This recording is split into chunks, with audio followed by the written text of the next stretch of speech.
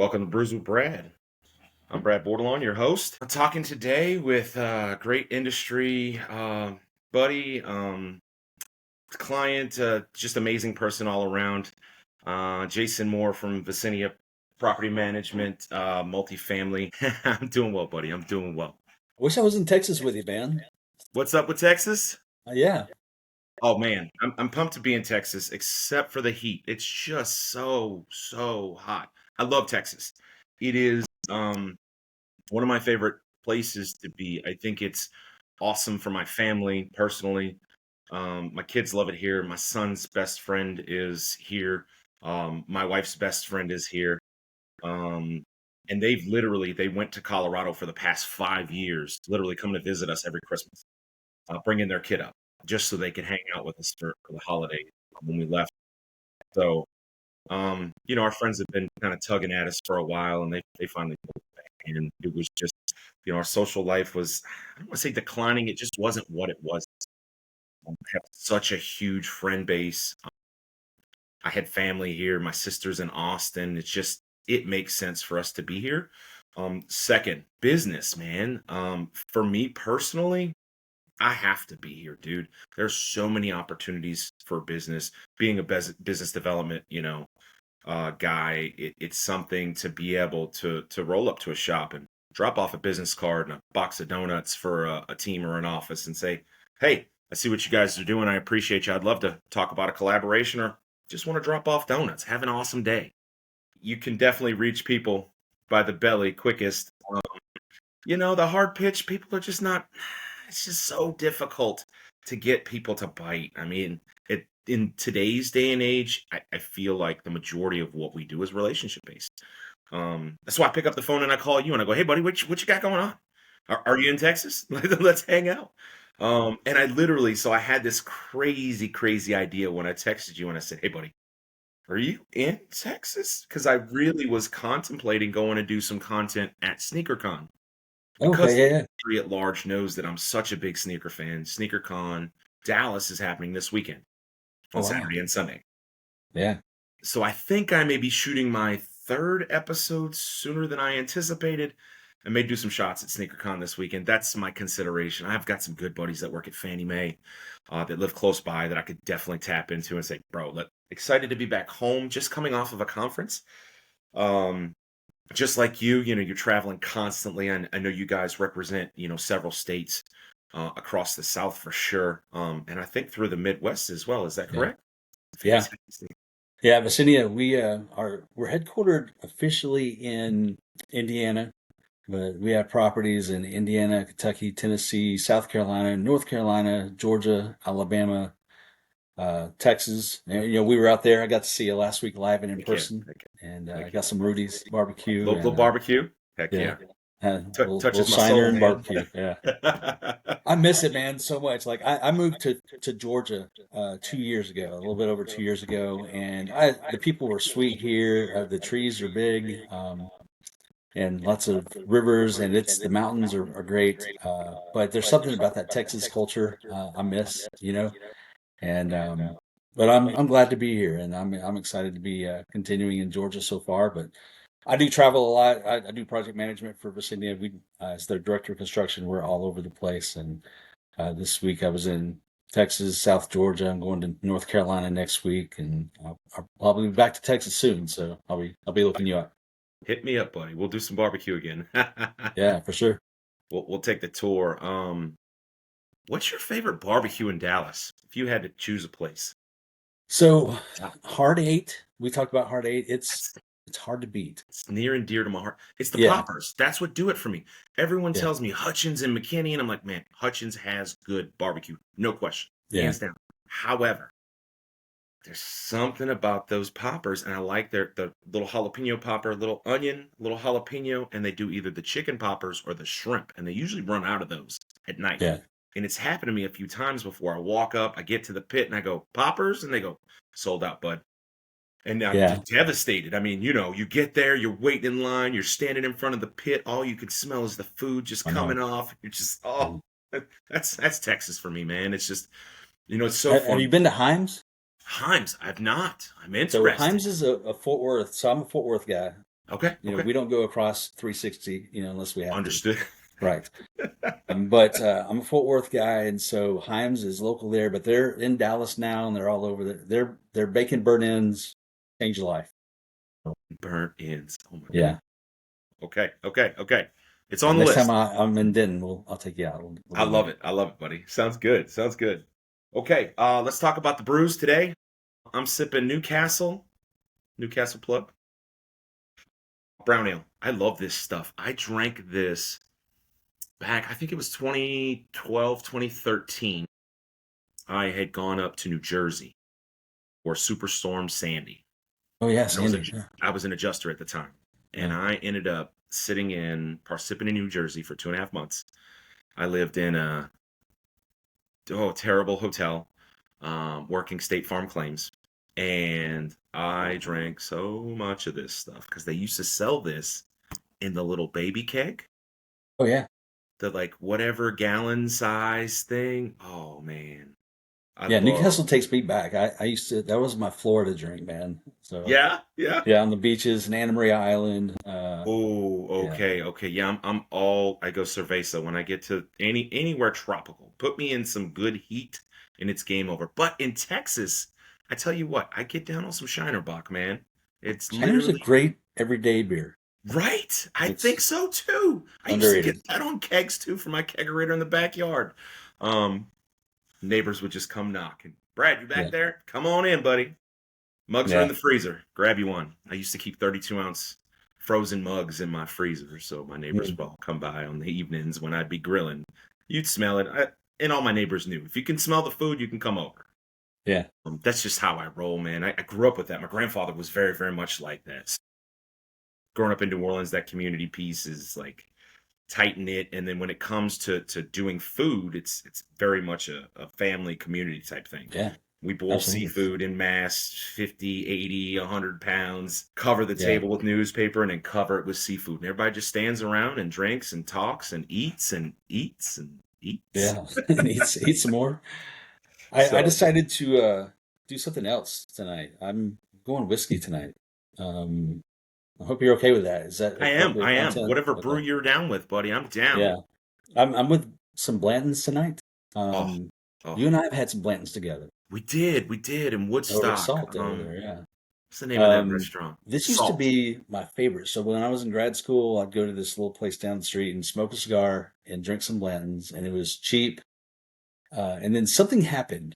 It was on a TV show or a movie or something, and then you just couldn't And then we find it couldn't buy it anywhere. anymore. Yeah, yeah. Yeah, you I used to be able to remember get it 10 for years ago buying it off the shelf like it was nothing. $50 a It, bottle, yep, wasn't and now it's coveted, wasn't. 125, I mean, it was 150. a great whiskey, but I think Yeah. it was little known unless you were a whiskey drinker, and then everybody knew. Yeah, what happened to it? Was it on some TV show or something I like don't that? know That's what what I've heard. happened. I know it blew up one day, and I remember I used to get the gold tops, the international circuit bottles, because I lived in Panama for a year. So every time I would go back to Panama, I would stop in duty free and buy myself a bottle. Yeah. And dude, wow. And I had all the letters. I don't know if you know about Oh, yeah, yeah. the Topsy. It spells Yeah. Blanton's. I had all of them. They actually have displays that you can get that are from the barrel. Essentially, they Right. take a barrel piece, and I think they have a curved one, and I think they have a round one as well. Yes. Anyway, they're really, really cool. I have some I've friends turned that my daughter into a bourbon drinker. I don't know if nice. that's something I should brag about or confess or something. I don't Hey, know. you share what you love with your kids, That's whatever that right. is. Whatever that Longhorns football and so I got her a bottle and we opened it on her college graduation this past December. So that was a fun experience together. Congrats, man. That's awesome, dude. You got to be Yeah. proud. Got to be Oh, proud. yeah. Yeah, she's awesome. She's getting married in October. Congrats. So, so All there's right, that. Dad. Yes. Yeah. Are Pretty you ready? excited.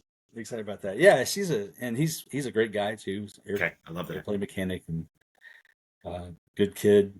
So help me put floors in the house. And so if you want to get Dad's favor, help him put floors on the house. That's Understood. something Understood. Good that man. Good man. yeah Good for him.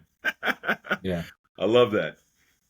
Okay, so the topic of today's conversation is multifamily turns. yeah Something that I believe is near and dear to your heart because I think it's one of your biggest headaches. So let's talk near and dear about to it. my heart. Yes. So You could say talk to me that. about multifamily turns, man. Talk to me about your pain points. Talk to me about what good contractors do to make it happen.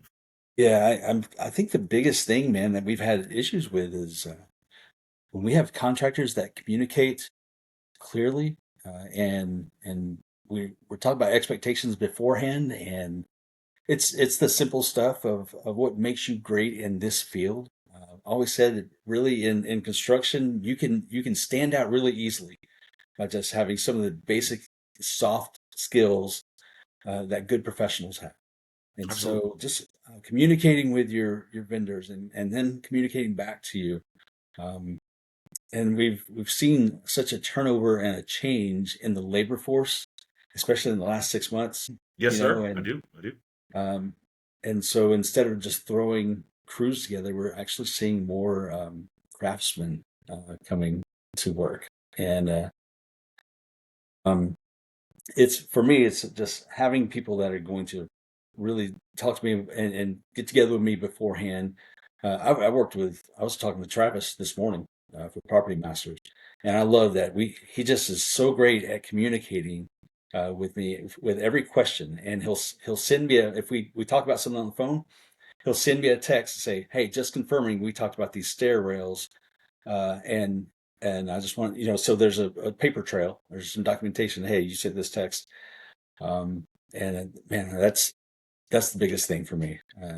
And then of course, doing what you say you're going to do, just being simple things, being on time, coming in with budget, minimizing change orders, and the basics that make a great construction professional. Um, yeah, that's what I want to see. And it's not hard. I mean, with turns, you're doing simple, repeatable processes. But if you Rinse can and just repeat do some of over and those over simple and over. things, man, you're going to be my hero, and I'm going to call you a lot Sure. when that happens too. I love that. I love that. Yeah. It's good to hear, man. Proud to hear that. Good to hear that Travis is doing so well. Yeah, the guys in the field are just rock stars, and we lean on them so much. But yeah, giving them the support and making sure that they are communicating with you guys, and amazing to hear that they are communicating at that level. That's No, just he's great, and he's young, but he's a pro, oh yeah, and he comes to work to do business, and so it's no man, I question. Yeah, love he's a that. grinder. Yeah. He's a grinder for sure. Yeah, I got to spend some time with him. In May, we had our company summit in Isle of Palm, Charleston, South Carolina. Hmm. And I actually got to spend a bunch of time with him. And he's an absolute riot and just golden gem of a person. Just good people, honest, down to earth, Yeah. solid, honest as the day is long. Here's expectations. Are you good with this? Yes. Yeah. Okay, I'm going to send you a text or an email or something else. Like you said, have that paper trail, have that documentation. Yeah. The And old adage of if you don't yeah. document it, it didn't happen. I mean, it's true Right. in today's And if space. you're a contractor, the more you can anticipate the needs of the people who are hiring you. If you're wanting to get into this business, man, you got to know what they're looking for. I mean, they're looking, and so being prepared and sourcing those things. I've got a company that we've used in Atlanta here before, and they've done some terms for us. And one thing I like about them is they come prepared, so they come ready with uh, having ordered and anticipated what we need before we even are asking for it. We'll ask them, we get this 3 bedroom. It's going to need toilet seats and towel bars and countertops, and they just are ready, and they've got that stuff spelled out, and they know their pricing is simple, and I just don't have to worry about them taking 3 days to put together a bid on it, and they just know what they're doing. And if you're in construction and you're looking for business, I've heard from a lot of people that there's still some slow times for some companies, especially some mid to smaller companies. This isn't speaking from the property management side. We are dying for good vendors. We love to have good vendors, and so if you want to break in, if you're looking for a place to get some more business, doing turns, doing paints, doing even if you got a cleaning division, just finding dependable vendors who are professional and will communicate well. It's uh, it's so invaluable. So this is a great way to break in and get some more business. Heck yeah, I appreciate that, man. Thanks for that. I'll be honest with you. Hit me. I am so looking forward to the college football season. Dude. Uh, I can't. I know I'm wearing my Georgia Tech hat today. I was see wearing that. I that because I see live in that. I Atlanta see now. that. Somebody asked me if I went to Georgia Tech the other day. I said, "Yeah, I did go there actually, and I bought this hat." Nice. I don't actually. I'm from Fort Worth. I'm a Texas Longhorns fan, but since I travel so much, especially in the Southeast, when I go on places where there are college campuses, I'll go get their white hat. In fact, I got one at the University of North Texas the other day, and I didn't Nice. have one. So, Okay. but Very cool. Very but cool. I am a dyed in the wool, burnt orange and white Texas Longhorn fan. I'm excited for Arch Manning, and I want to beat the hell out of Ohio State. So, I'm an Arch Manning fan. I can't get down with the hook'em. mm, too Because bad. I'm all LSU baby, all all Yeah, I all, figured all the way. you'd be a I grew up Tiger. in New Orleans. I can't not Right. be right. I mean, it's home. Yeah, So I just same thing with you. You're like I'm Fort Worth, Texas. I'm I know. hook 'em, Yeah. baby. I don't know what else to No, say. it's like this. Okay, you gotta Yeah, yeah. keep It's on. kind of down here and a It's little wonky and hang ten. sideways. You're going surfing. You A little know. surfing. I love No, it. I'm I so love it. stoked about it, man. I'm going to Florida. Me and Katie are going to Florida next weekend to see her family, and yeah, we're gonna. Her dad's a diehard Alabama fan, and I'm a diehard Texas fan. So we're gonna watch Texas, Ohio State, and then Alabama, Florida State, and then we'll probably do the nightcap with LSU, Clemson too. So that's Saturdays in the fall in the South, man. They're awesome. They're the best. They're the Yeah, best. it's so weird The because I lived in Dallas Fort Worth. Like the Cowboys are number one, right? And the Rangers are kind of an afterthought, and then the Stars and stuff like that. And then college I football's love the there. Stars. Yeah, oh yeah, I'm a big Stars fan. Yeah, I'm a Stars fan. I'm but a Cowboy hater. here in Atlanta, it's like the opposite. So you got baseball's number one, the Braves, Oh, the and then Braves. college football is just like dominates because there's so many people who are from Alabama, Tennessee, South Carolina, and yeah, it just dominates the sports conversation, and it's palpable here. Yeah. That's good stuff. Yeah, I know wifey is not getting excited for football season because I disappear for 2 days every weekend. You I can't know know. what's going on in the NFL if you're not watching college football. And I tried to explain this to her years ago, and she goes, "Pick one." So at Are one you point, I had to choose, and it hurt my heart. are And you I playing chose the fantasy? Saints because I'm a Saints fan. So I watched NFL, and it broke my heart. And then I didn't know what was going on. I didn't know who was coming up through the ranks. I didn't know who was coming up in the draft. You got to keep your ear to the ground when it comes to college football. I mean, if you're not watching all the games, you got to watch some of the Yeah. games. And I'm Right. Yeah, this is the thing. I mean, SEC I got a football group is of friends here, and we will go down in Roswell or in Woodstock and hit a couple bars with some TVs and just like move at every halftime to see the next half, and it's a good Saturday ritual. nice, nice. I love it. I love it. Go ahead. I was watching something the other day. Have you seen that movie, The Big Short? Yes, I have. I was watching something. I wanted to get your take on it just real quick. That at the end of it, the guy, Steve Carell plays Mark Baum, this big hedge fund manager, Sure, sure. and he's on stage at this speech, and he talks about this. He says that he talks about the fraud that's in the system in Wall Street, and he says, we don't want to avoid fraud because it's mean or because it's not nice. We want to avoid fraud because it doesn't work. And after thousands of years of trying to learn that lesson, we still haven't figured it out. Um, it made me think about the construction industry, man. I started my construction career as a roofer in North Texas, and I mean you're an old PA, and so you understand what dealing with roofers in North Texas is like. There's 7,500 roofing companies in Dallas Fort Worth, and for those of you who don't know, in Texas you don't have to be licensed to be a roofer, so you can put a ladder in the back of your truck and you're a roofer all of a sudden. And there's so many just bad actors in this field, and specifically in the roofing field because it's so easy to do. But it just made me think of that there's so many people who just have, and you've heard these stories, and I've heard these stories. Many people that just, I gave this guy $7,000, and he never called me back. He just left. I gave this contractor $10,000, and I never heard from him again. And just being so entrenched in the construction industry, I was interested in your take on that after I saw that movie. Oh, Yeah, I mean, it's definitely it's a systemic issue that we have, I think, across the board. Um, People want to take the easy route. They want an easy button. They don't want to do things the honorable, honest way sometimes, and that hurts. That's tough. And it's even more unfortunate as an honest, good. I consider you a good person, Jason. Yeah, Me to you, buddy. depends what day. Um, and I think you value that, and when you see it in other people, you recognize. But people take advantage of that, unfortunately, and I've been taken advantage of before. Been scammed, ripped off, lied to, stolen from. It happens. Being that honest person leaves you vulnerable. Yeah, And that's tough because then it's the honest guy, the good guy, the last guy loses. And it's like, yeah, is that right? Does does that make sense? Why doesn't the good guy prevail every time?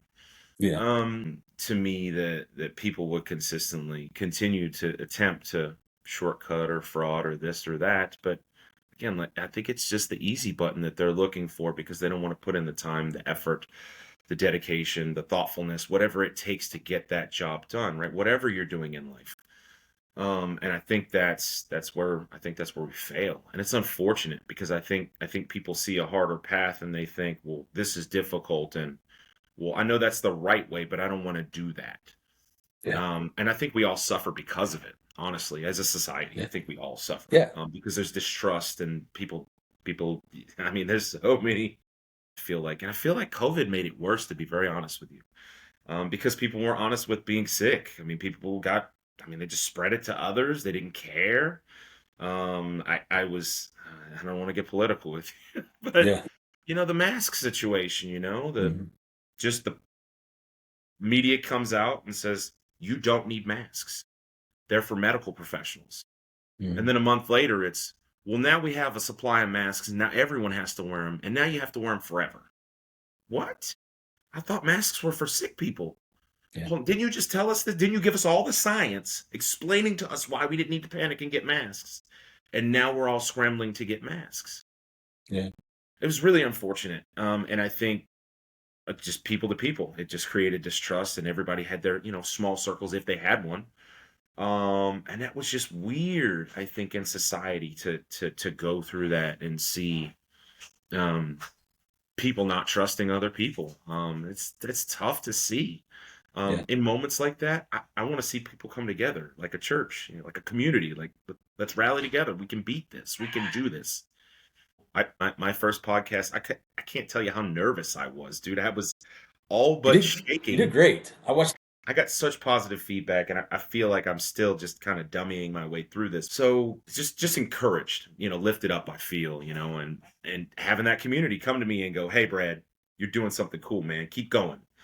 That encouragement has been huge. So pumped to bring this series, to YouTube, to LinkedIn, to our community of friends and colleagues and coworkers, and it's something I want to continue engaging not only with friends, clients, associates, everybody that I know in the industry. I want to talk to. I kind of want your perspective. I want to know just a little bit more about you, about your business. Tell me about it. Let's plug it real fast on YouTube. But at the same time, I want to connect on a different level with everybody, and I just want to know you a little bit better. Thank you for talking with me about multifamily turns and in the industry and football. Oh man, we could go for days. We Anytime could you want to go. talk about college football, I, let me know. I tell you, we might do one. Yeah. Okay. We need to Well, do a mid-season.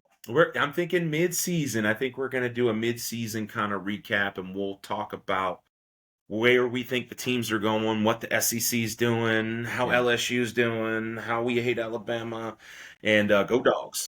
That's Um, something we can get behind, right? that's right. That's right. That's right.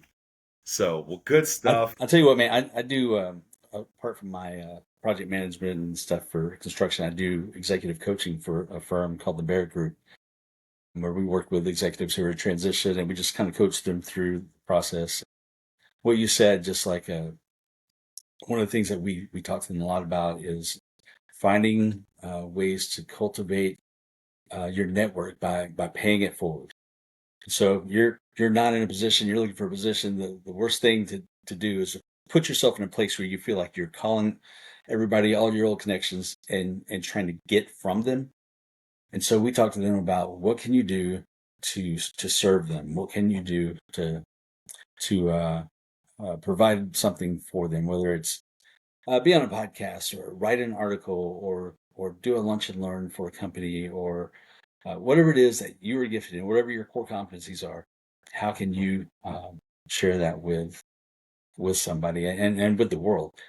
I just believe like you were talking about, man, when you are a giver, when you are benevolent, that stuff just comes back to you. And in certain areas where maybe you didn't want to win in those areas, you want to win the bigger scheme, the bigger game of life. And so giving, being honest with your people, your vendors, your clients, whoever you're working with, um, I think that's the way to go, man. That always comes back to you. That's just how the universe. That's how God works. It's sowing and reaping. It's Absolutely. yeah, just giving and giving and giving. It always comes back. That's it. Oh, yeah. Can't go wrong. Absolutely. I agree. I agree. Golden rule is key, man. Absolutely. Yeah, yeah, All day. Thank you so much for taking the time to do this with me today. I seriously appreciate it. And thanks for letting me come out last week. It's good to yeah. see you. Good to have some good barbecue. Oh, it was the one thing that I could not get really good barbecue in Colorado. Now they did open a Buc-ee's like 20 minutes from where I was living, and that There was you go. the best barbecue in the entire state, in my opinion. Really, the brisket at Bucky's. Buc-ee's. Okay, It's that's no right. hard eight, but let me tell you, when you need the fix, it was the cure. Yeah, So I definitely dig it. And I drove past two of them today, driving from Austin. I, I'll tell you what I did. I spent that week in Texas last week. I yeah, kept a tortilla count, nice, and it was like the tacos, the burritos, the fajitas, everything. I got to 22 tortillas in a week. nice. Not great for my diet, but it gave me my Texas fix. So I love that. I love that. yeah, Good for you, buddy. yeah, All right, Jason Moore, we're gonna shut it down. Thank you, brother. I super appreciate you.